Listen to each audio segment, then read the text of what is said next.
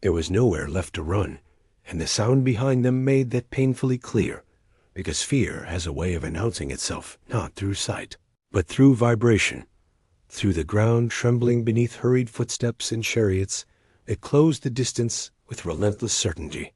The sea stood before them, vast and unmoving, offering no path, no mercy, no explanation, while behind them the noise of pursuit grew louder, closer, unavoidable, pressing hope into a corner where it could no longer pretend to exist. They had followed, they had trusted, they had walked as far as walking could take them. And now, with water ahead and destruction behind, human effort reached its end. And that was when something else began.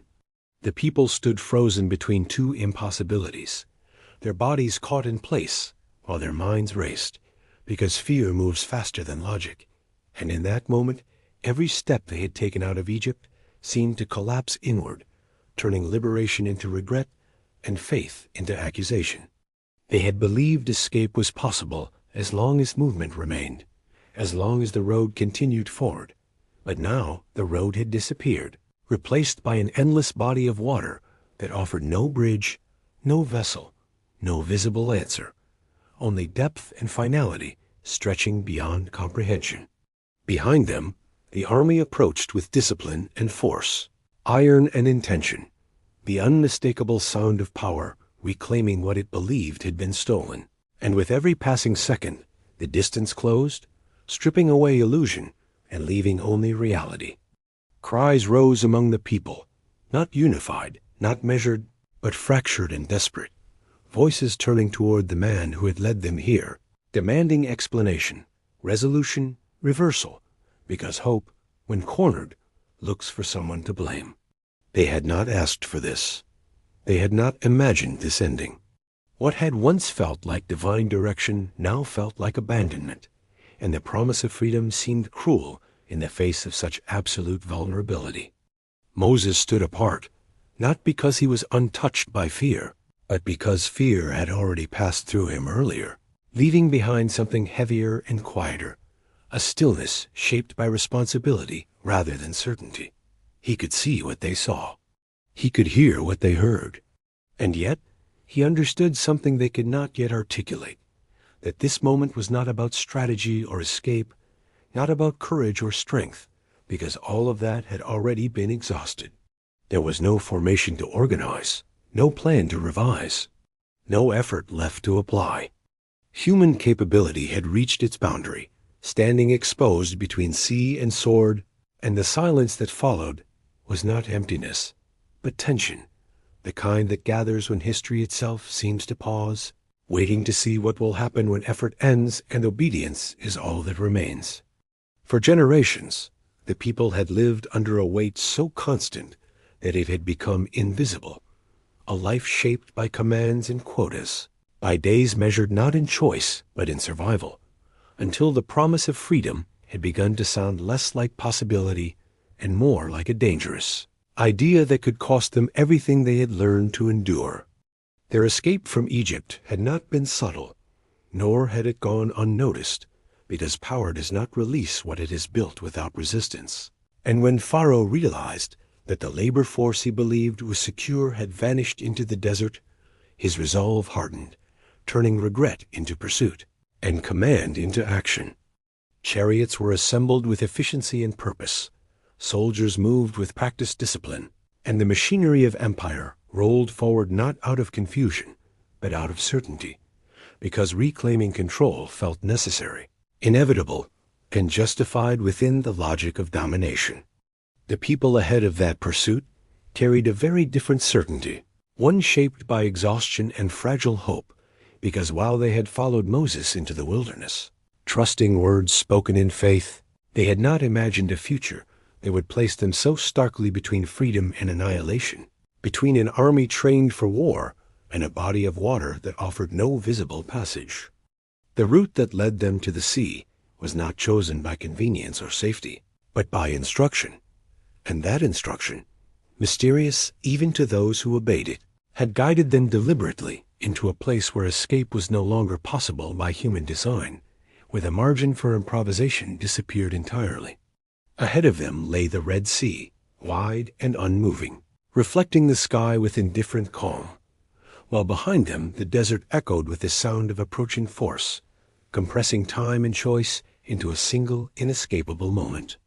For Moses, this was not merely a geographic trap, but the culmination of a calling that had always asked him to stand between impossibilities, to speak where silence felt safer, and to act where outcomes could not be guaranteed, carrying the burden of a people whose faith had grown, not through certainty, but through desperation. For the people themselves, the context was simpler and far more painful, because context offers little comfort when danger is immediate, and the past, which had been left behind in chains, now threatened to return in armor, leaving them to wonder whether obedience had led them not into freedom, but into a final and irreversible mistake. And so the scene was set, not as a test of courage or strategy, but as a confrontation with limits, where history pressed forward from behind, nature blocked the way ahead, and every path that depended on human effort had already closed. As the distance between the people and the approaching army narrowed, the reality of their position became impossible to soften, because no amount of courage can invent a path where none exists, and no strength can negotiate with water that stretches farther than the eye can measure. They stood shoulder to shoulder, families pressed together, elders gripping staffs more out of habit than usefulness, children sensing fear before they could understand it, while the sound of pursuit grew clearer, no longer distant enough to ignore, no longer abstract enough to doubt. There was nothing to organize. No formation could hold against trained chariots. No plea could slow an army already committed to reclaiming control. The sea offered no options, only reflection, its surface calm in a way that felt almost cruel, mirroring the sky while refusing passage. And the land behind them offered no mercy either, because turning back meant surrender, capture, and a return to a life they had risked everything to escape. Voices rose again, sharper now, stripped of restraint, accusing the decision to leave, accusing the leadership that had promised deliverance, accusing the silence that had led them here, because fear, when fully exposed, demands explanation even when none exists. Some spoke of death as inevitability. Others spoke of slavery as regret. All spoke from the same place of helplessness, because helplessness, once acknowledged, strips language of its nuance and leaves only extremes behind. At this point, human effort had nothing left to offer. Running was impossible. Fighting was futile. Negotiation was unthinkable. Even faith, for many, felt exhausted, not rejected in defiance, but drained by the weight of circumstances that allowed no visible path forward, leaving them to stand inside a moment where every option shaped by human reasoning had already failed. What remained was a stillness unlike any they had known before, not the stillness of rest or peace, but the stillness that forms when action has nowhere to go, when history itself seems to pause, holding its breath at the edge of collapse. This was the true limit, not of courage or obedience, but of capability, the place where the tools that have always sustained survival fall silent, and the future refuses to respond to effort. And in that suspended moment, with no movement left to make and no plan left to attempt, the people stood facing a truth that cannot be escaped or revised. Human effort had ended. The moment did not begin with the sea, but with stillness, because before anything in the natural world responded, something shifted in the unseen order of things, and that shift carried itself first into silence, deep and unmistakable, as if even fear had been instructed to wait. Moses did not turn toward the people, nor did he look back at the advancing army, because direction no longer mattered when no path remained. And instead, he stood facing the water, staff in hand, not as a weapon, not as a symbol of strength, but as an instrument of obedience, raised not in confidence of outcome, but in submission to command. There was no argument offered, no reassurance given, only the instruction to move forward, a directive that made no sense to those listening, because moving forward meant stepping into water that had never yielded to footsteps before, and yet obedience, when stripped of explanation, becomes an act of trust rather than understanding. The wind began to rise, not suddenly, not violently, but steadily, persistent enough to be felt, carrying with it a force that did not rush, but insisted, pressing against the surface of the sea hour after hour, as though time itself were being employed as a tool.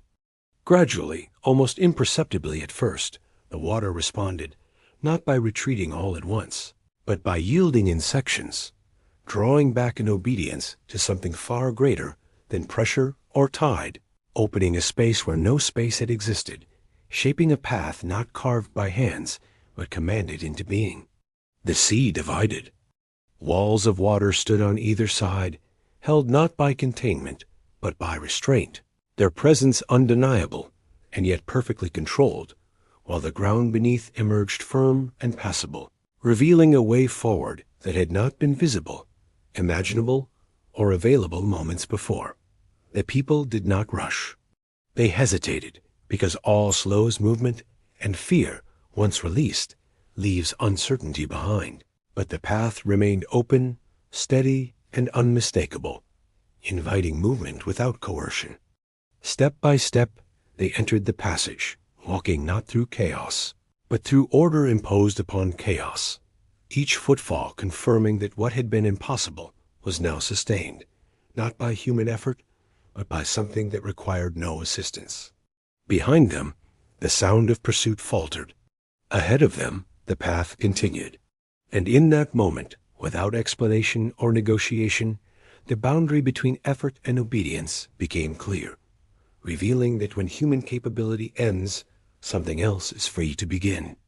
The people moved forward slowly at first, not because the path was unclear, but because the reality of it required time to be believed, each step carrying the weight of disbelief as much as the promise of escape, their eyes fixed on walls of water that stood in silent obedience, close enough to feel, yet restrained enough not to threaten. Children were guided carefully, elders supported with patience, families staying close, aware that haste could fracture what had been held together by fear, and as they advanced, the sound of the sea surrounded them, not roaring, not crashing, but present, contained, as if acknowledging a boundary it had not chosen yet fully accepted. With every step taken, confidence replaced hesitation, not in sudden triumph, but in quiet recognition, because the ground beneath them remained firm, dependable, responding not to weight or speed, but to command, and the path continued to hold as though it had always existed, waiting only for permission to be revealed. Behind them, the sound of pursuit returned, sharper, now closer, as the army entered the same passage with certainty born of force rather than understanding, believing the path to be opportunity rather than restraint, and in that contrast, the difference between obedience and assumption became unmistakable.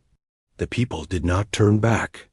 They kept moving, guided not by strategy, but by trust forged in the absence of alternatives, aware that the path would hold only as long as it was meant to, and that lingering would serve no purpose beyond fear.